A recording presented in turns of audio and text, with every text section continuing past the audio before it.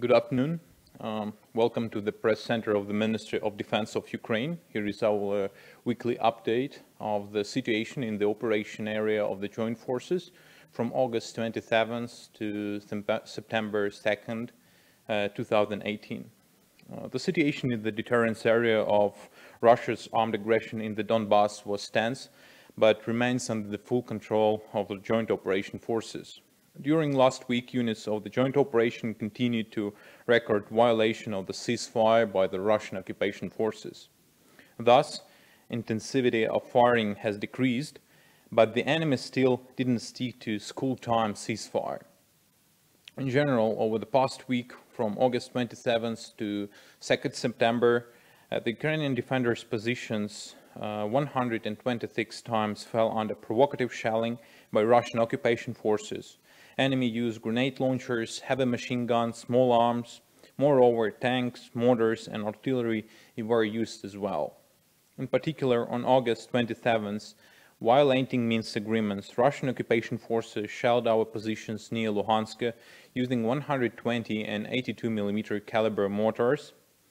What is more, tank and 82 mm mortar were used against positions of Ukrainian defenders near Lebedinsk. On August 27th, Russian occupation troops shelled residential area in Troitsk, which is in Luhansk Oblast, using 120 and 82 mm mortars. Only in August 28th, enemy fired 30 times from tank and 30 times from 122 mm artillery. 60 mines of 120 and 82 mm mortars were fired as well. We also inform with regret that as the result of the Russian armed aggression, last week Ukraine lost 1 defender and 12 of our defenders were wounded in attack or got combat trauma. We express our sincere condolences to the relatives and loved ones of our deceased defender, as well as their combat comrades. According to the main Directorate of Intelligence of the Ministry of Defense of Ukraine, the command of the Russian occupation forces uses so-called school-time ceasefire to increase combat capabilities of units from 1st and 2nd Army Corps of the Russian forces. In particular, Russian Federation supplies additional artillery systems, including multiple launch rocket systems, for temporarily occupied territories of Luhansk and Donetsk oblasts. Material which comes from Russian Federation is being located in the state facilities, including educational and medical places. Russian occupation forces command intensively increase additional reserves of armament, material, ammunition, and other military assets within units of 1st and 2nd Army Corps. Russian occupation command also used the deaths of Alexander Zakharchenko to discredit Ukraine and armed forces of Ukraine. Russian propaganda continues to disseminate rumors that Ukrainian special services are responsible for his death.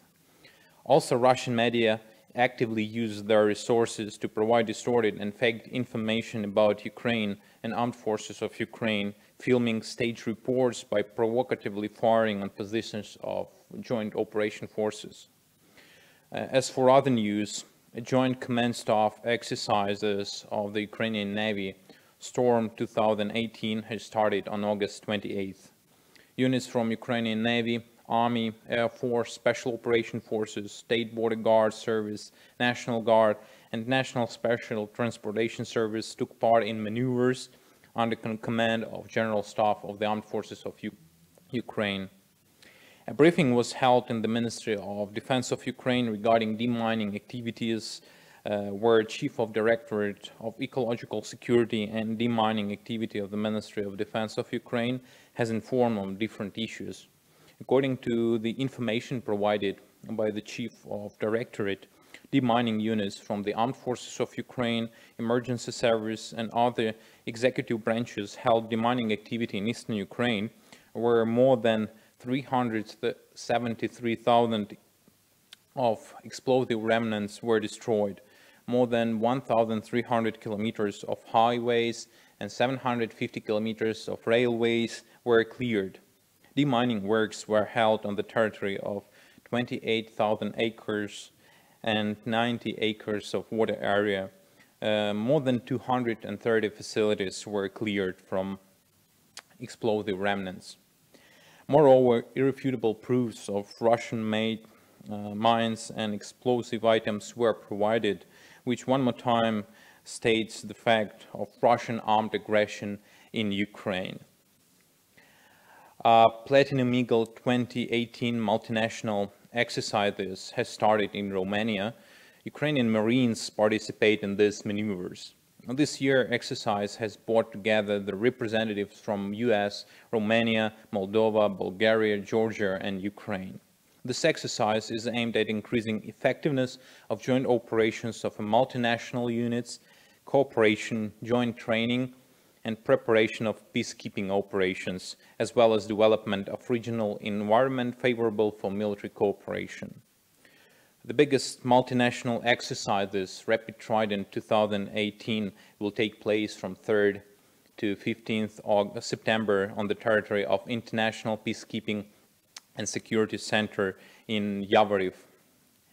Representatives of 10 NATO member states and 4 NATO partner states, in general 14 countries, will take place in this exercise, among them Ukraine, United States of America, Azerbaijan, Bulgaria, Great Britain, Georgia, Denmark, Canada, Lithuania, Moldova, Germany, Romania, Poland, and Turkey.